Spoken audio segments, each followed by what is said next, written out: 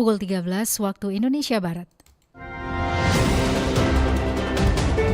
Radio Republik Indonesia Palembang dengan Warta Berita.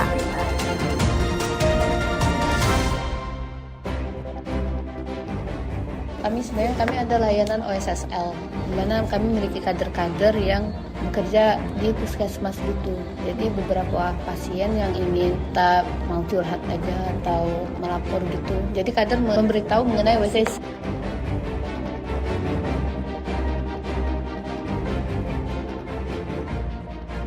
Kita di gudang-gudang kita ada lebih dari 83.000 ton, artinya kita sangat cukup dan aman, tidak saja sampai akhir tahun ini, tetapi kita menjelang untuk Lebaran atau nanti Ramadan.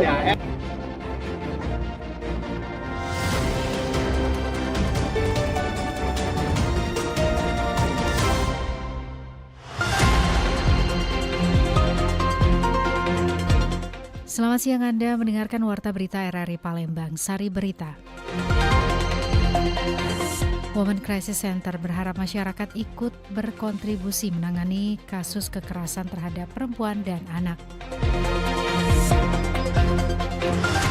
Bulog pastikan ketersediaan pangan masyarakat Sumsel Babel aman. Inilah Warta Berita selengkapnya edisi Rabu 24 Desember 2025 bersama saya Esi Armisi.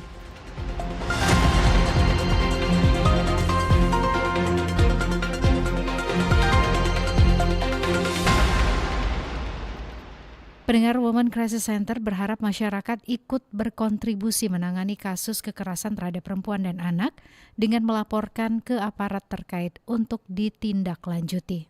Banyak korban kekerasan, terutama perempuan dan anak, memilih bungkam meski kekerasan terus berulang. Faktor ekonomi dan rasa takut menjadi alasan utama mereka enggan melaporkan kasus yang dialami. Staf Advokasi Women Crisis Center Dini Okiviani menyebutkan ketergantungan ekonomi terhadap pelaku menempatkan korban dalam posisi rentan. Mereka khawatir kehilangan sumber nafkah, tempat tinggal, bahkan masa depan anak-anak jika melaporkan pelaku. Jadi udah punya anak juga kan, jadi dia kayak menghalangi niat untuk melapor, misalnya untuk berdiskusi dengan pihak-pihak terkait yang bisa menolong dia.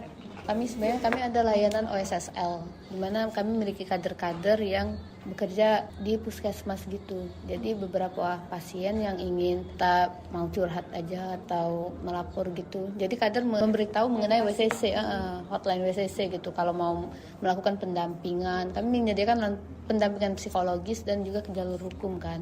Jadi kami kalau misal korban masih ngerasa belum mau untuk mengadu, kami meninggalkan hotline kami agar ketika ingin mengadu dapat menghubungi kami langsung. Dini juga menyoroti tingginya kerentanan anak terhadap kekerasan seksual yang bisa terjadi kapan saja dan di mana saja. Karena itu, Dini mengimbau masyarakat untuk lebih peka terhadap kondisi lingkungan sekitar. Alvina Damayanti melaporkan.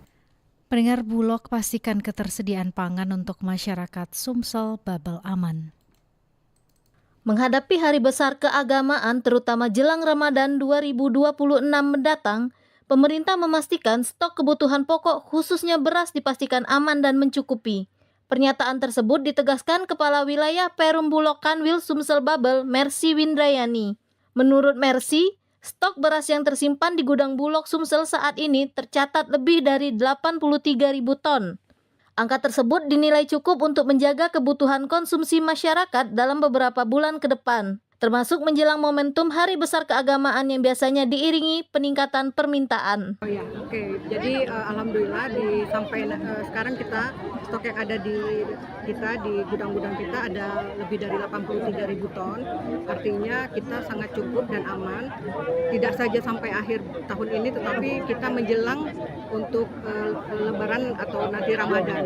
Ini pun masih berlanjut dengan adanya panen. Kita selalu menyerap panen-panen yang ada di beberapa lokasi untuk di daerah Sumatera dan Selatan. Mercy menambahkan stok cadangan dipastikan akan bertambah beberapa bulan ke depan seiring memasuki musim panen di berbagai wilayah sentra produksi padi di Sumatera Selatan. Hasil panen petani lokal tersebut yang akan diserap Bulog untuk memperkuat cadangan beras pemerintah untuk menjaga stabilitas harga di tingkat petani dan konsumen. Erlin Fartesa melaporkan. Beralih ke berita selanjutnya, Sumatera Selatan luncurkan aplikasi Go Ekspor yang diharapkan menjadi solusi dalam pembenahan data ekspor daerah. Sumatera Selatan memiliki beragam komunitas unggulan yang berdaya saing global. Untuk memperkuat tata kelola ekspor daerah, pemerintah menerapkan sistem digitalisasi ketelusuran guna meningkatkan transparansi dan daya saing produk. Langkah tersebut ditandai dengan peluncuran aplikasi Go Ekspor Sumatera Selatan untuk pemerintah Provinsi Sumatera Selatan bersama Badan Karantina Indonesia. Aplikasi ini merupakan hasil kolaborasi karantina hewan, ikan, dan tumbuhan Sumatera Selatan dengan Provinsi Sumatera Selatan yang dirancang untuk mencatat asal-usul komoditas secara akurat dan terintegrasi. Kepala Badan Karantina Indonesia, Sahat M. Panggabean, mengatakan Go Ekspor menjadi solusi penting dalam pembenahan data ekspor daerah. Selama ini banyak produk Sumatera Selatan yang tercatat berasal dari provinsi lain. Aplikasi ini memastikan asal-usul komoditas tercatat dengan benar. Menunjukkan bahwa barang-barang dari Sumatera Selatan ini banyak tercatat di Lampung, ya gitu ya.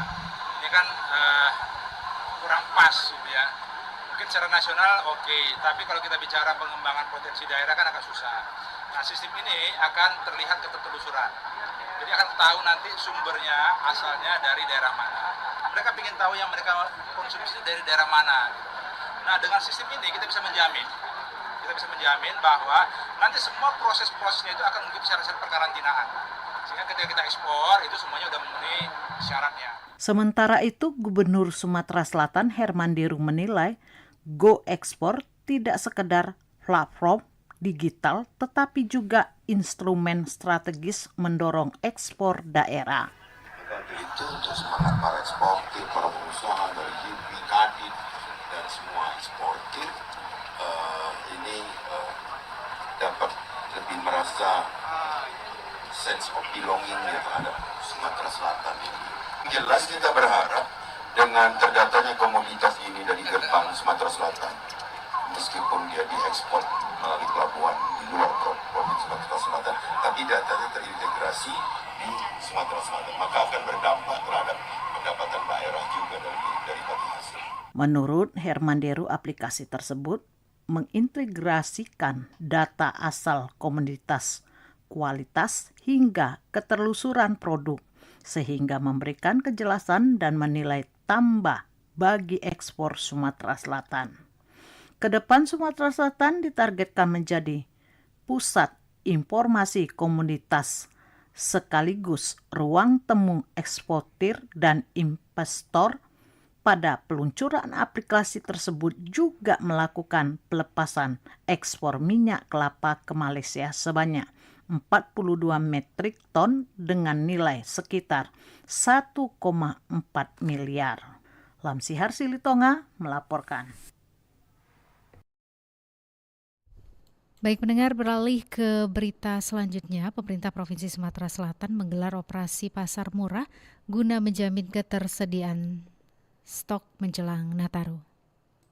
Pemerintah Provinsi Sumatera Selatan menggelar operasi pasar murah guna menjamin ketersediaan serta kestabilan stok bahan kebutuhan pokok yang cukup, aman dan terjangkau bagi masyarakat, khususnya menjelang dan selama Natal dan Tahun Baru. Kepala Biro Perekonomian Sekretariat Daerah Provinsi Sumatera Selatan, Hengki Putrawan mengatakan bahwa operasi pasar murah tersebut disediakan sebagai kebutuhan pokok dengan harga bersubsidi. Komoditas yang disiapkan antara lain beras SPHP, minyak goreng minyak kita, gula pasir, telur ayam ras, bawang merah, bawang putih, cabai, ikan hingga daging ayam.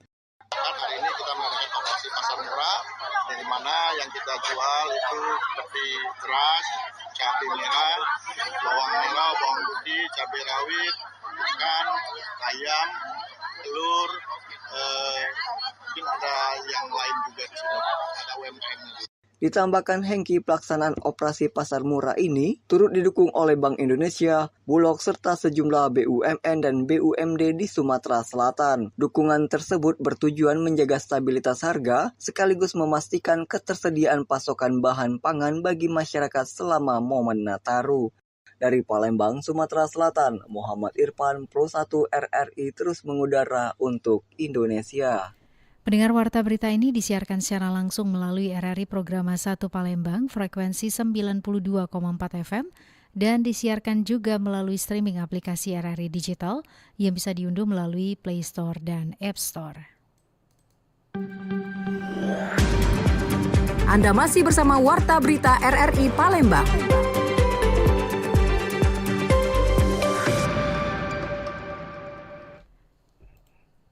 Pendengar, hasil evaluasi pembinaan olahraga disabilitas di Sumatera Selatan menempatkan 3 cabang olahraga unggulan yang diandalkan untuk meraih medali di Peparnas 2028 mendatang. NPCI Sumsel juga terus mendorong tumbuhnya cabang olahraga baru untuk mendongkrak perolehan medali di ajang kompetisi nasional.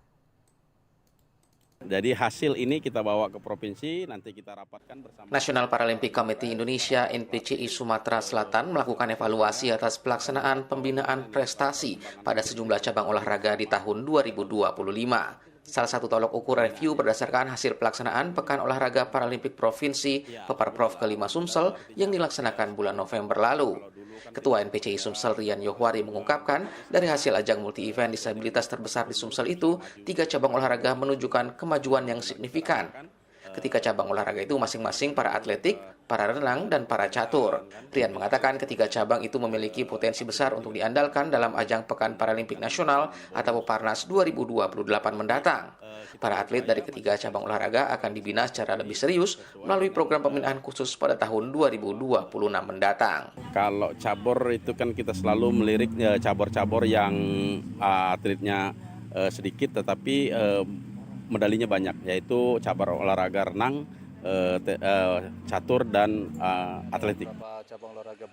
Sementara itu, Wakil Ketua 2 Bidang Pembinaan Prestasi NPCI Sumsel Muslimin menyebut pembinaan atlet disabilitas Sumsel sejauh ini sudah cukup baik. Munculnya sejumlah cabang olahraga baru dianggap membuka peluang lebih banyak medali Sumatera Selatan di Peparnas tahun 2028 mendatang. Ini ada beberapa cabang olahraga baru, itu ada blind judo dan juga anggar kursi roda yang baru dipertandingkan di Peparprov ke-5 ini. Sebelumnya belum pernah ada. Namun dilihat dari potensi dan juga peserta yang antusias ini luar biasa berarti cabur ini. Terutama blind judo ini sangat banyak sekali pesertanya. Menurut Muslimin, penyelenggaraan cabang olahraga baru di tingkat provinsi menjadi langkah penting dalam membangun pondasi prestasi menuju level nasional. Pada Peparnas sebelumnya di Solo, cabang olahraga judo tunanetra berhasil menyumbangkan hampir 10 medali bagi kontingen Sumatera Selatan. Dengan hadirnya cabang olahraga baru seperti anggar kursi roda, diharapkan raihan medali di tingkat nasional bisa lebih meningkat. Riana Pridani melaporkan, Pro 3 RRI terus mengudara untuk Indonesia.